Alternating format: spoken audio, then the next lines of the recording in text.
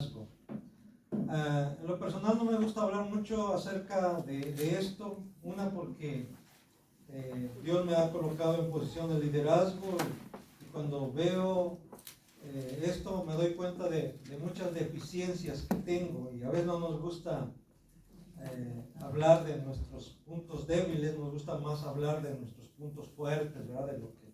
Pero es necesario porque en la Escritura encontramos ejemplos de liderazgo y en este caso tenemos el ejemplo de Pedro. Y Pedro tiene, por supuesto, puntos fuertes, pero también hay puntos débiles en él. Y es que pues él es humano y todo humano, nadie es perfecto, y por eso vamos a ver en base a, en este caso, a la vida de Pedro, cuáles son esas deficiencias que debemos evitar y por supuesto también esos puntos fuertes que nosotros debemos cultivar. Nuestro tema de ahora es los peligros de un liderazgo inestable. Un líder puede influir positiva o negativamente, usted lo sabe bien. Puede ser de edificación o de destrucción incluso. Por eso el papel de un líder es sumamente importante. Y aquí yo no voy a entrar en eso de que si los líderes nacen o se hacen, ¿verdad? Lo que sí sé es que Dios llama en este caso a sus discípulos, a Pedro. Incluso si nos damos cuenta, Pedro encabeza la lista, casi siempre encabeza la lista de los discípulos, como aquí por ejemplo en Juan 21, en el versículo 2 dice, estaban juntos Simón Pedro, Tomás llamado el Dídimo, Natanael, el de Caná de Galilea, los hijos de Zebedeo y otros dos de sus discípulos. Pero ahí está primero, encabezando la lista, Pedro.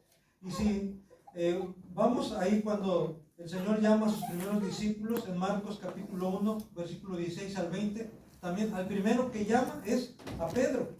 Vamos a buscar Marcos capítulo 1, versículo 16 al 20, dice así.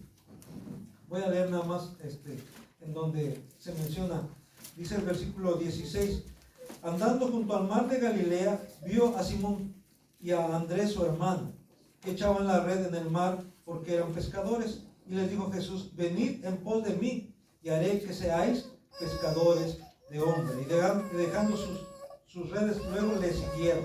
Vemos aquí entonces que otra vez, al primero que llama y que encabeza aquí la lista de los discípulos es Pedro, Simón Pedro. Y también cuando el Señor Jesús manifestó su gloria allá en el monte de la transfiguración, ahí en Mateo capítulo 17, del 1 al 4, vemos que Jesús llama a Pedro, a Jacobo y a Juan. Otra vez, Pedro, Jacobo y Juan. También en aquella noche en que Jesús fue entregado, le pide a Pedro, a Jacobo y a Juan que lo acompañen a orar, a velar con él. Nuevamente vemos como Pedro está encabezando ahí la lista de esos tres que, como algunos han dicho, formaban el círculo de los más allegados a Jesús: Pedro, Jacobo y Juan. También vemos cómo Pedro toma iniciativas.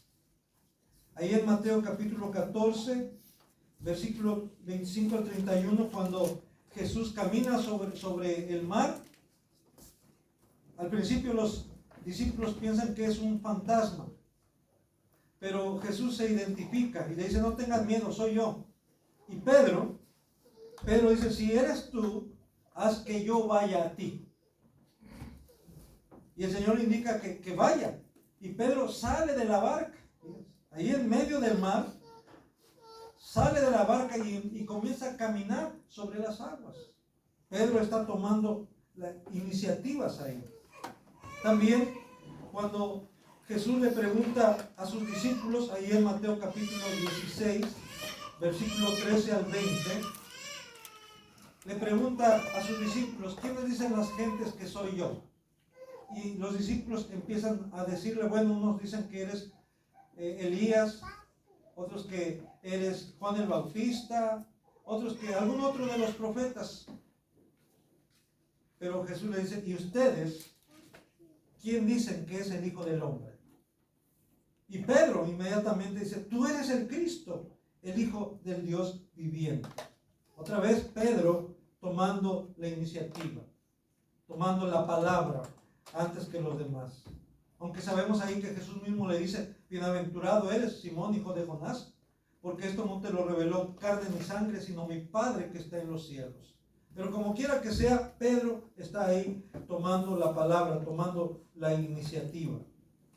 También ahí en el monte de la transfiguración es Pedro quien propone hacer 3 enramadas, una para Jesús,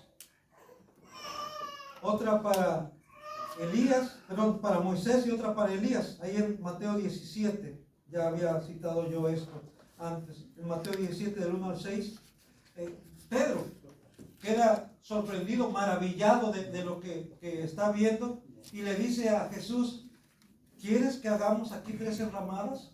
Una para ti, otra para Moisés y otra para Elías. Pedro era un hombre de iniciativa.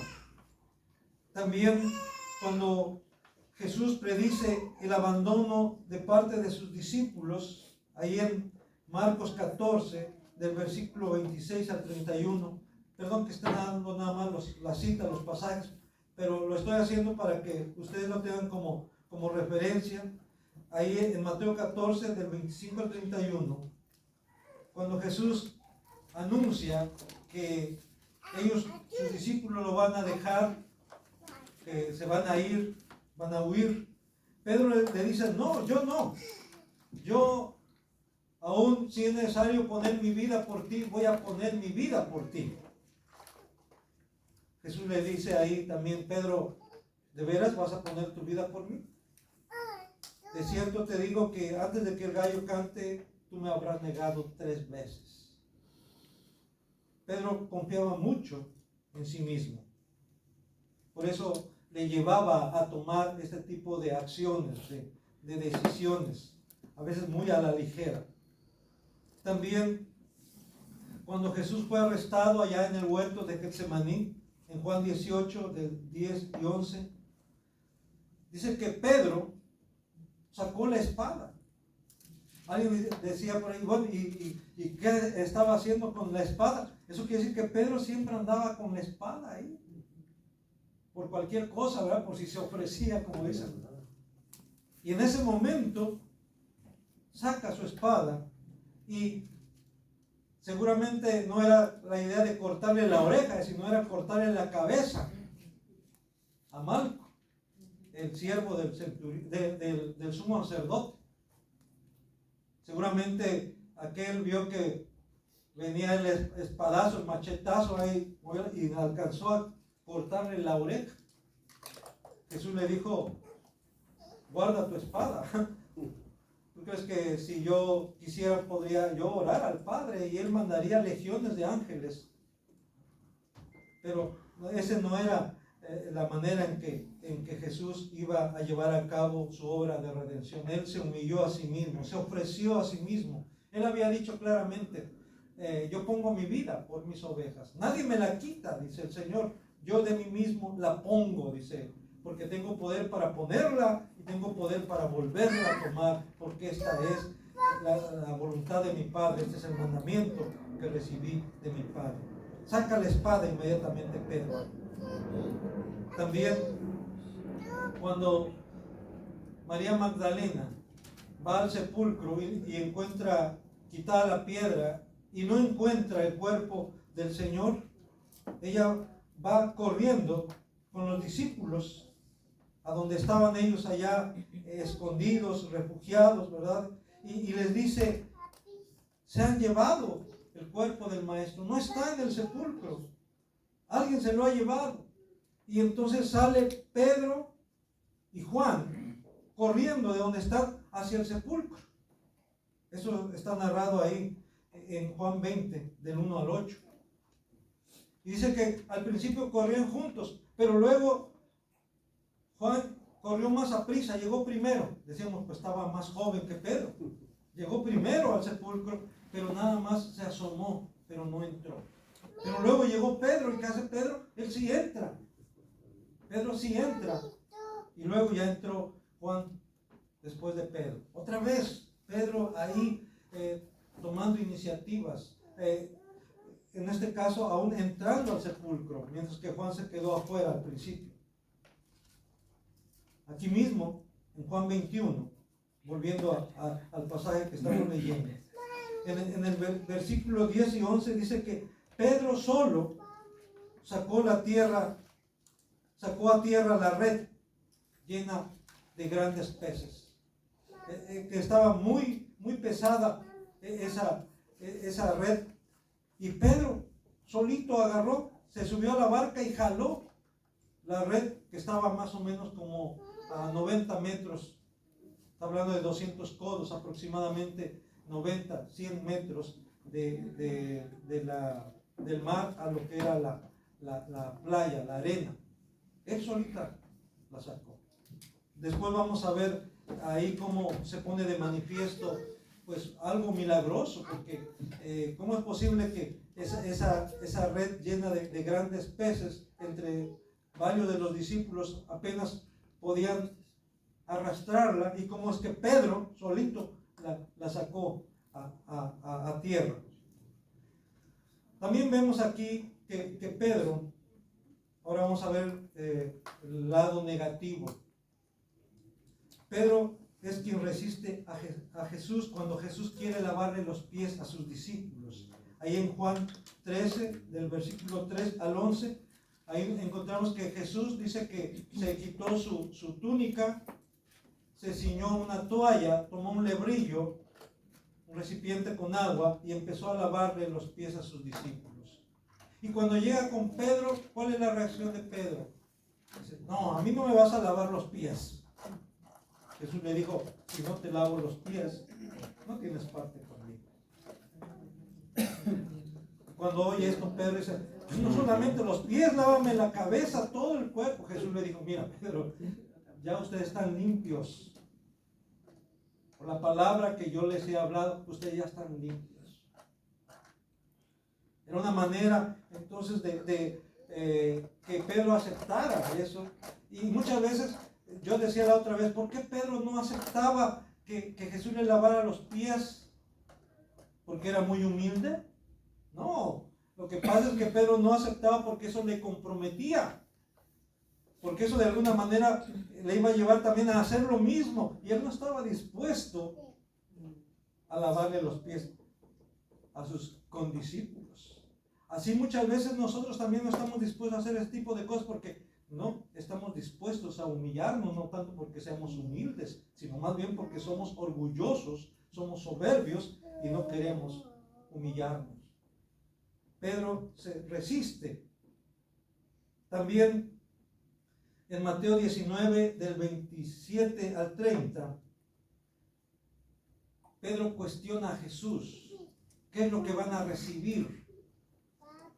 Porque ellos han dejado todo, dice. ¿Qué vamos a recibir? Nosotros que hemos dejado todo, ¿qué vamos a recibir? Otra vez cuestionando a Jesús.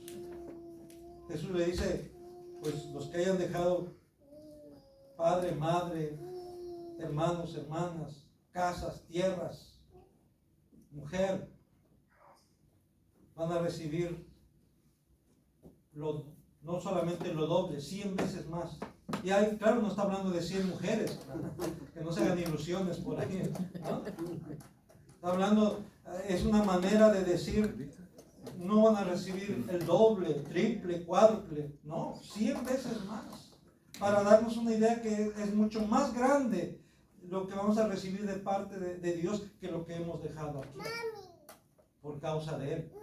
Por causa de Él. No por causa del trabajo, no por causa no, sino por causa de Cristo.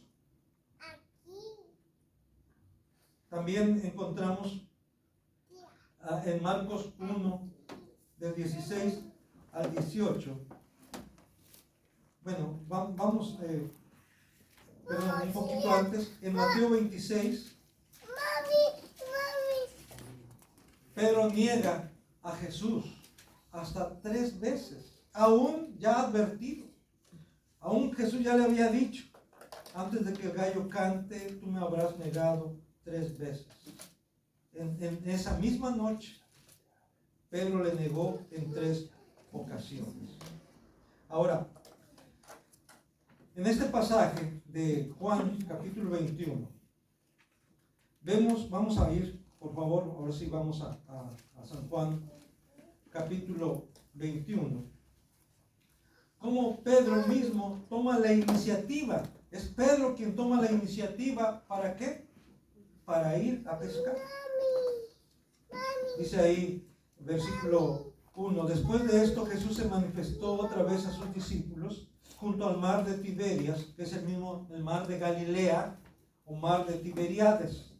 Se le conoce también así como mar de Tiberias, mar de Tiberíades o mar de Galilea, o lago de Genesaret también, tiene ese otro nombre, lago de Genesaret. Y se manifestó de esta manera.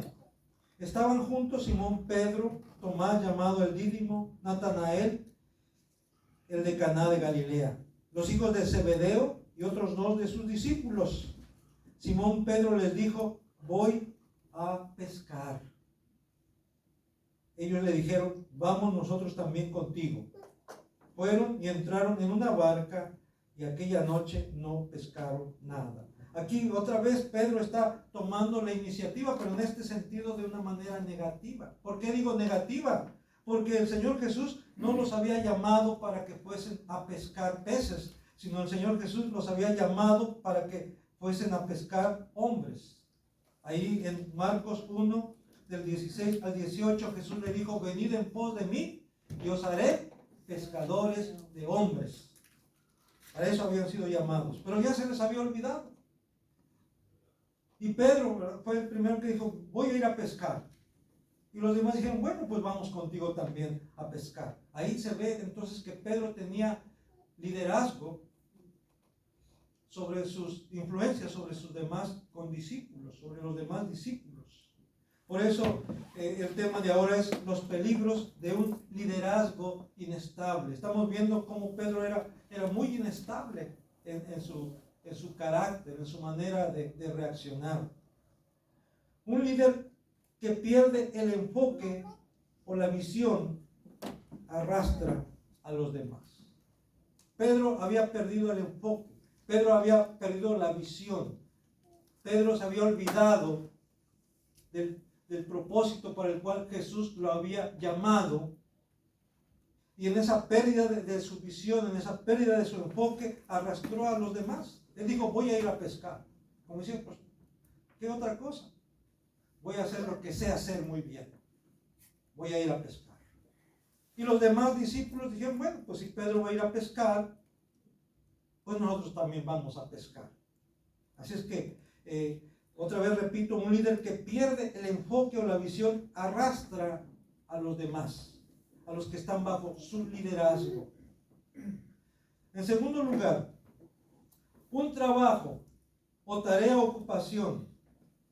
ocupación en oposición a la voluntad de Dios es frustrante e improductivo. Repito, un trabajo, una tarea, una ocupación que está en oposición a la voluntad de Dios se vuelve frustrante, se vuelve tediosa y peor todavía se vuelve improdutivo ese trabajo cuando estás en contra de la voluntad de Dios. ¿Cómo lo sabemos? Porque aquí dice, ¿verdad? Dice ahí el versículo 3, fueron y entraron en una barca y aquella noche, ¿qué dice? No pescaron nada. En toda la noche no pescaron nada. Y conste que eran pescadores expertos, toda su vida se habían dedicado a pescar. Toda su vida se la habían pasado allá en el mar. Ellos tenían toda la destreza para lanzar la red o como diríamos acá, o el chinchorro, ¿verdad? eran expertos. Pero con toda su experiencia, esa noche, ¿qué? No pescaron nada. ¿Por qué? Porque esa no era la voluntad de Dios. Porque se estaban ocupando en una tarea a la cual el Señor no los había llamado. Y por eso era improductiva. Era frustrante. Tercero, Jesús ve la situación y viene al rescate. Él está al tanto. Él está al tanto en cuanto a tus luchas, en cuanto a tus frustraciones. Él lo sabe. Él ve cuando estás batallando. Y en este caso ve cómo sus discípulos se esfuerzan una y otra vez lanzando la red y no sacando nada. Se fue la noche y no pescaron nada. Dice ahí el versículo 4 al 6. Cuando ya iba amaneciendo, se presentó Jesús en la playa, mas los discípulos no sabían que era Jesús.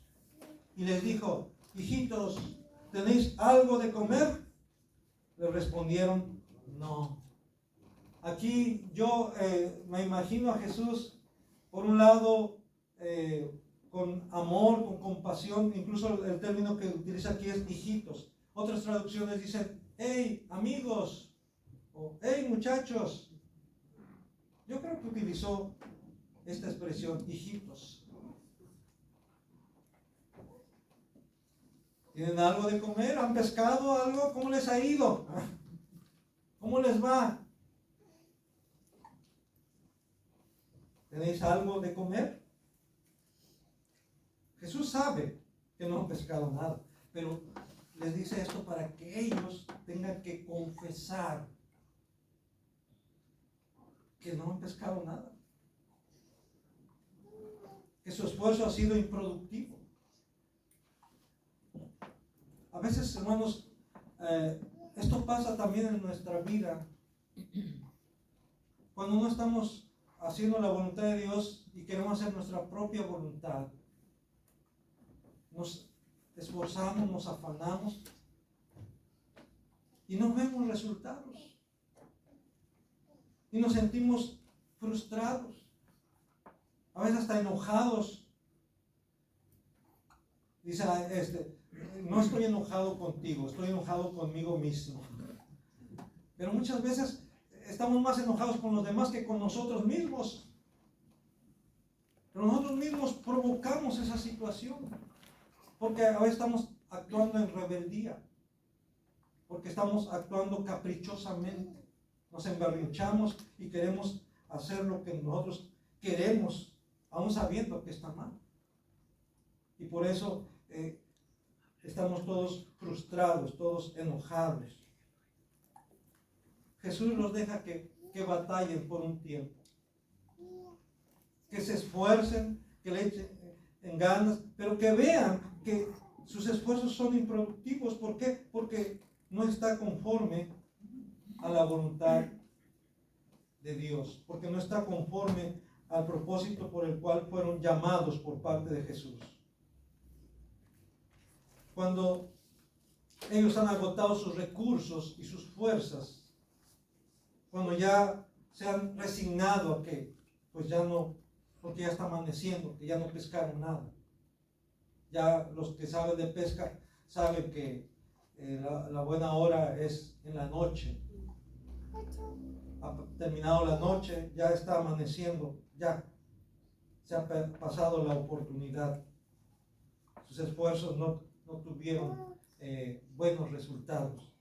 Jesús viene, Él se presenta, hace acto de presencia, como dice ahí. También ahí en el versículo 6, Jesús les indica lo que tienen que hacer y cómo hacerlo. Vamos al versículo 6. Él les dijo: echad la red a la derecha de la barca y hallaréis. Entonces la echaron y ya no la podían sacar por la gran cantidad de peces. Jesús aquí incluso no solo les indica, no solo les recomienda, sino les ordena. Eso es diferente a recomendar, a indicar, es ordenar, es una orden, es un mandato. Y Jesús en este caso no solo les está recomendando, no les dice, ¿qué les parece si echan la red a la derecha? A ver si ahora sí tienen buena suerte. No. Jesús le dice, echen la red a la derecha de la barca y van a encontrar peces.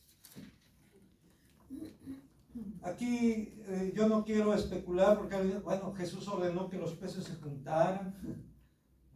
O Jesús sabía que ahí sí había peces.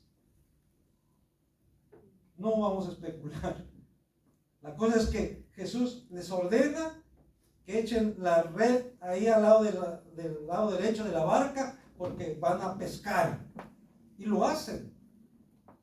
Ellos, si nos damos cuenta, siguieron las indicaciones al pie de la letra, como se dice. Así como Jesús se los estaba indicando, así como Jesús se los estaba ordenando, así lo hicieron. ¿Y cuál fue el resultado? Al obedecer, vea lo que trae la obediencia, cuando se obedece a Dios, cuando se siguen las indicaciones de Dios. ¿Qué pasa? Hay resultados, hay pesca, hay cosecha. Dice ahí, y entonces la echaron y ya no la podían sacar por la gran cantidad de peces. Ese es un milagro. Ellos por sus propias fuerzas no lograron nada. Pero cuando obedecieron a Jesús, cuando siguieron las indicaciones de Jesús, todo lo que no habían conseguido en toda la noche, en un instante lo obtuvieron. Eso fue la obra de Jesús, no la experiencia de ellos, sino un milagro de parte de Dios, de parte de Jesús. Los milagros suceden en la obediencia, en obediencia. Cuando se actúa en obediencia, en base a la voluntad de Dios, hay grandes resultados, como dice aquí. Gran cantidad de peces. También aquí encontramos en el versículo 7 que debemos ser sensibles y reconocer la acción o intervención de Dios. Dice el versículo 7. Entonces aquel discípulo a quien Jesús amaba, ¿quién era ese discípulo a quien Jesús amaba? Juan. Entonces Juan dijo a Pedro, es el Señor. Juan inmediatamente comprendió que era el Señor Jesús. ¿Quién más podía hacer eso? Jesús. Y por eso le dice a Pedro, es el Señor. ¿Y qué hace Pedro? Dice, Pedro cuando oyó que era el Señor, se ciñó la ropa porque se había despojado de ella y se echó al mar. Así es que primero debemos ser sensibles y reconocer la acción o intervención de Dios. Hay cosas, hermanos, en nuestra vida que pasan, que no hay otra explicación más que decir, esto es obra de Dios. Esto es un milagro. Esto es la gracia de Dios. Porque a veces pensamos, no, pues esto es porque yo lo pude hacer. No, es que yo soy muy chicho en esto. Yo me la sé de todas. Tengo muchos años de experiencia ya. Y como diciendo, ya sabía que esto iba a pasar. Soy buenazo en esto. Tenemos que reconocer que muchas cosas que pasan en nuestra vida, aun cosas que hacemos, es porque Dios se manifiesta aún en eso. Él nos da la capacidad para hacerlo y lo podemos hacer. Él nos da las fuerzas para hacerlo y lo podemos hacer. La inteligencia para hacerlo y lo podemos hacer. Como en este caso. Inmediatamente Juan reconoció que era la intervención de Dios, la acción divina, que era el Señor Jesús. Y aquí mismo en este versículo en base a la reacción de Pedro, debemos también, cuando veamos la acción de Dios, debemos ser agradecidos, pero también debemos mostrar reverencia, reconocimiento ante la presencia y majestad divina. Debemos reaccionar con reverencia y gratitud ante la presencia y majestad divina, como lo hizo Pedro. Dice que Pedro, cuando oyó que era el Señor Jesús, ¿qué hizo? Se vistió. ¿Qué quiere decir? Aquí lo presenta de una manera como muy sutil, diciendo es que se había despojado de su ropa. Y despojarse de su ropa, ¿qué quiere decir? Que estaba desnudo. Estaban entre hombres, entre pescadores, metiéndose al mar. Pues ¿qué hizo? Pues se desnudó. Alguien dirá, pero traería su calzoncillo. No sé si se usaba calzoncillo en ese tiempo. O tanga, no sé, ¿verdad? O taparrabo, no sé. Pero lo más seguro es que estaba desnudo. Pero cuando oye ¿qué es Jesús que hace? Se cubre su desnudez.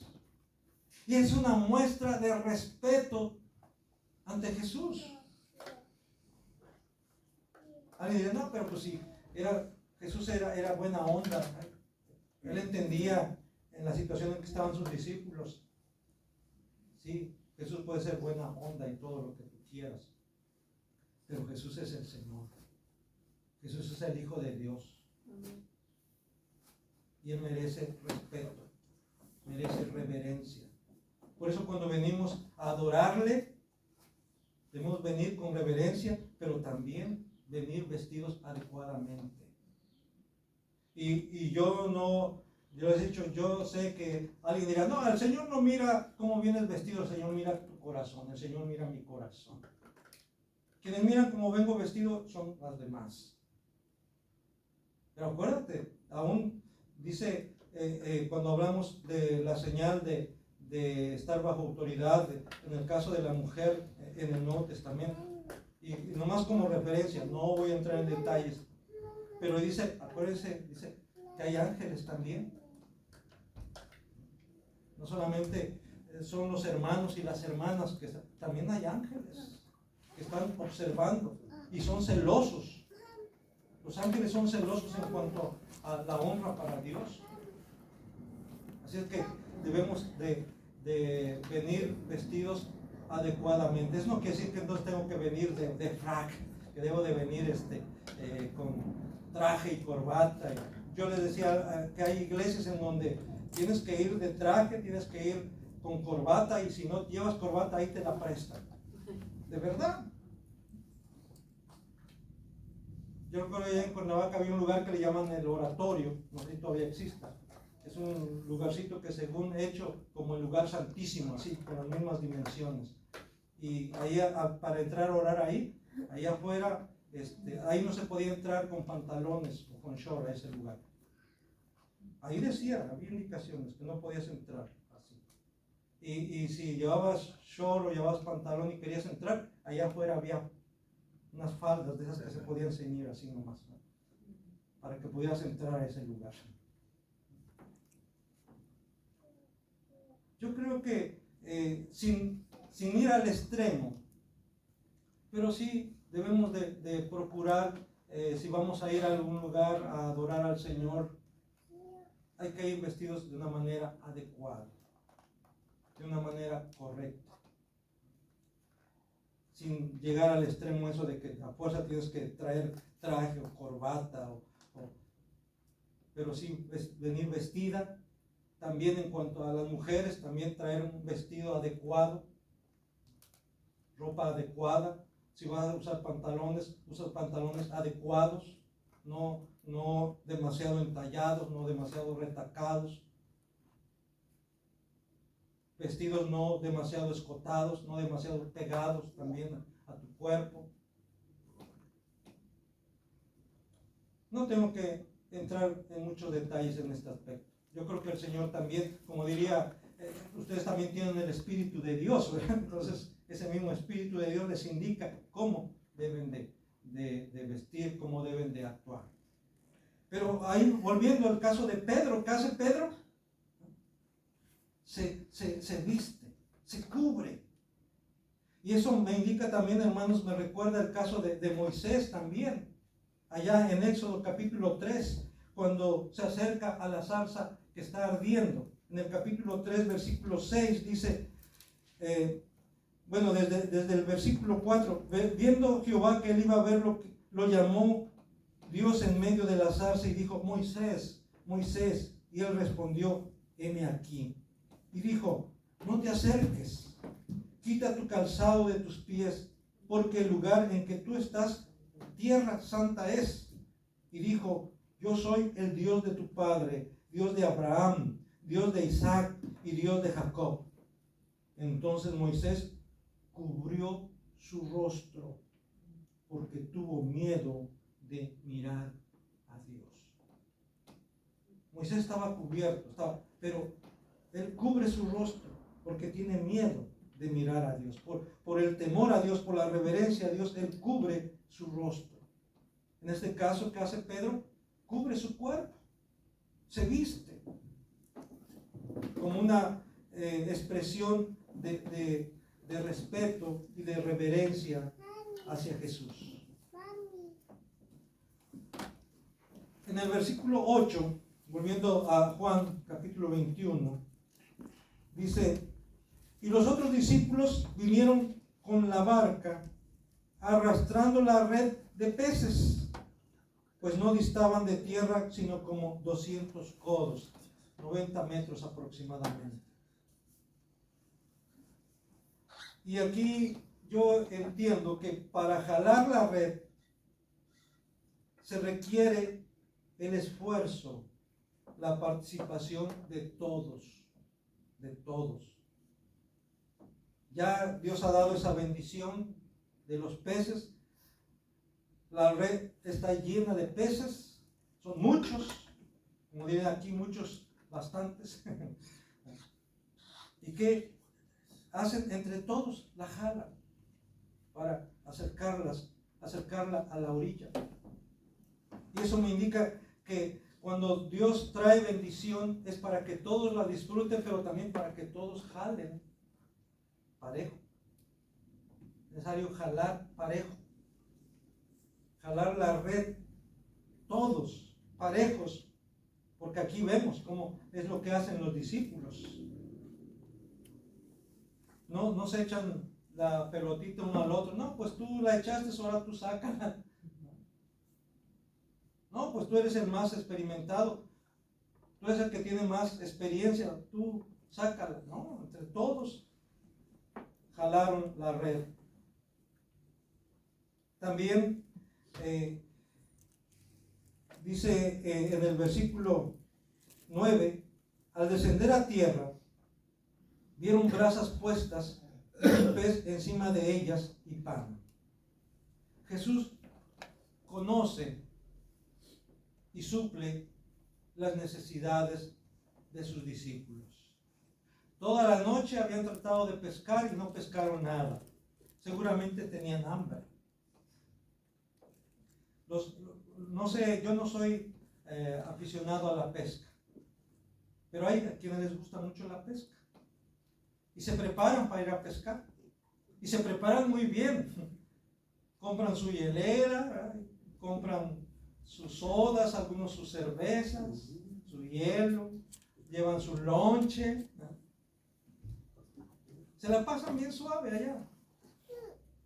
Luego ya si pescan, pues ya ahí mismo, ¿verdad? Preparan, llevan para preparar y ahí cocinan su pescado, lo limpian, a los que les gusta pescar. Lógico, pescan para comer también, ¿no? Algunos solamente por diversión.